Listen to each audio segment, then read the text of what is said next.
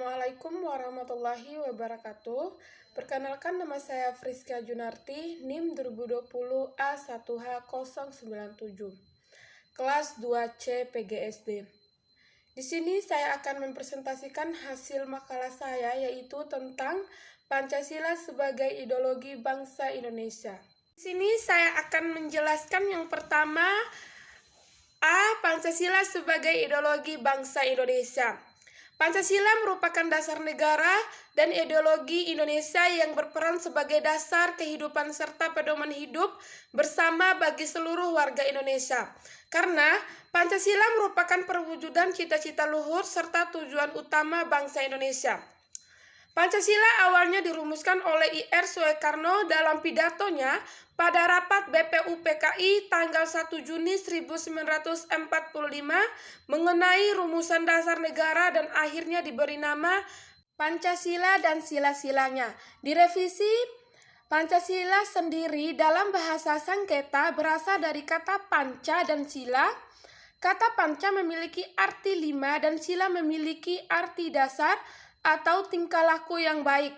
Dapat disimpulkan dari penjabaran tersebut bahwa Pancasila memiliki pengertian sebagai 5 dasar atau 5 tingkah laku yang baik jika dilihat dari segi etimologi.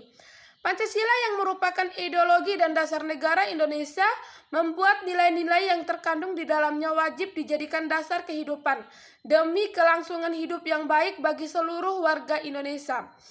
Keberadaan Pancasila sebagai ideologi, rumusan cita-cita bangsa dan dasar negara serta kehidupan di negara Indonesia wajib disadari oleh seluruh warga Indonesia, terutama pada zaman sekarang, di mana warga Indonesia mudah untuk dipengaruhi dan mengubah dasar kehidupannya dengan budaya-budaya serta kepercayaan asing yang masuk.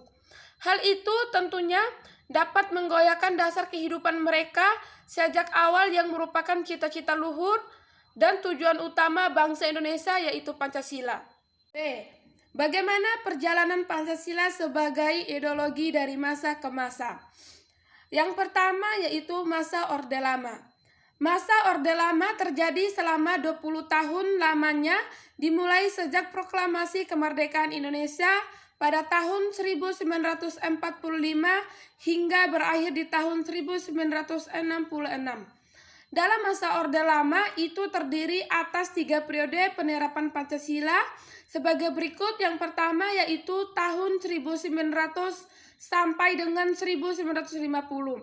Pada awal-awal kemerdekaan terdapat beberapa oknum yang sengaja ingin mengubah ideologi Pancasila sebagai dasar hidup bangsa Indonesia melalui beberapa pemberontakan. Salah satunya adalah pemberontakan Darul Islam atau Tentara Islam Indonesia (DI atau TII) yang dipimpin oleh Sekar Mazi Marizan Kartosuwiryo. Ia membentuk NII. Tujuan utama didirikannya Negara Islam Indonesia atau NII adalah untuk mengganti Pancasila sebagai dasar negara dengan syarat Islam, namun akhirnya usaha penggantian tersebut dapat digagalkan. Yang kedua yaitu pada tahun 1950 sampai dengan 1959. Masa Orde Baru terjadi pada tahun 1955 hingga 1960. Pada tahun ini dasar negara tetap Pancasila, akan tetapi penerapannya lebih diarahkan kepada ideologi liberal. Hal tersebut dapat dilihat dalam penerapan sila keempat yang tidak lagi berjiwakan musyawarah mufakat, melainkan menggunakan suara terbanyak atau voting.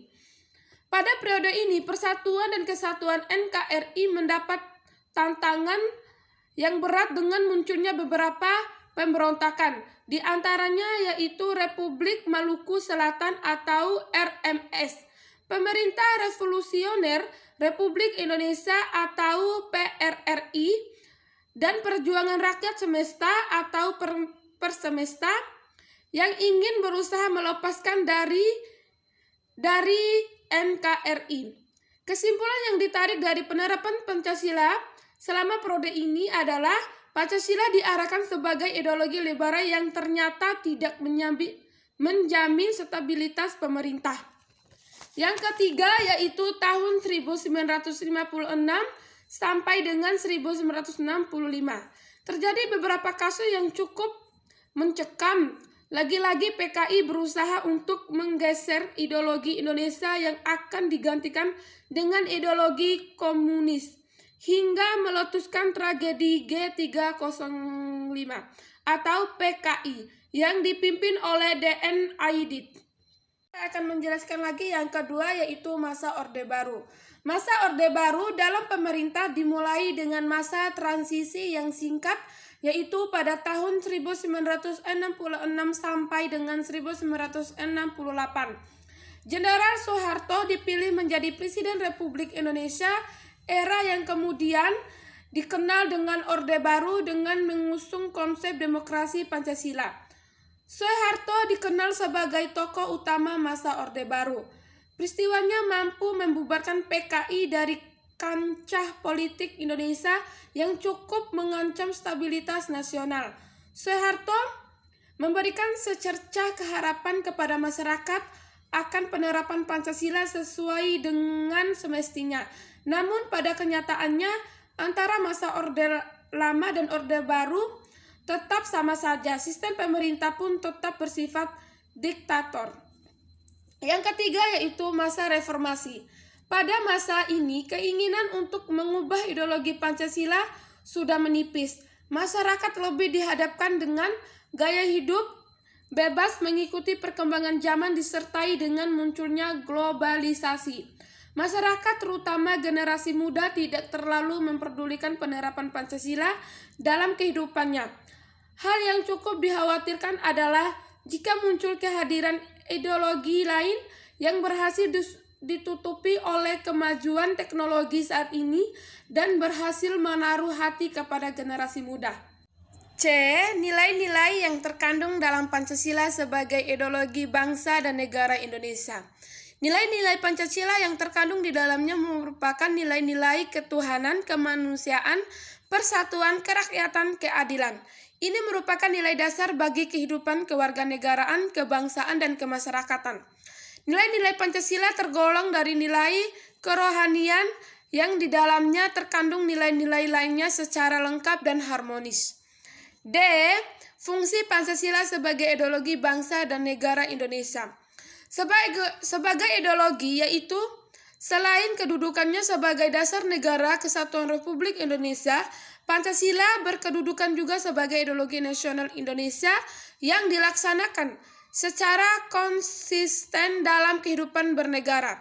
Sebagai ideologi bangsa Indonesia yaitu Pancasila sebagai ikatan budaya atau cultural bond yang berkembang secara alami dalam kehidupan masyarakat Indonesia bukan secara paksaan atau Pancasila adalah suatu yang sudah mendarah daging dalam kehidupan sehari-hari bangsa Indonesia. Sebuah ideologi dapat bertahan atau pudar dalam menghadapi perubahan masyarakat tergantung daya tanah dari ideologi itu. Sekian presentasi yang saya bacakan. Bila ada kekurangan saya mohon maaf. Wassalamualaikum warahmatullahi wabarakatuh.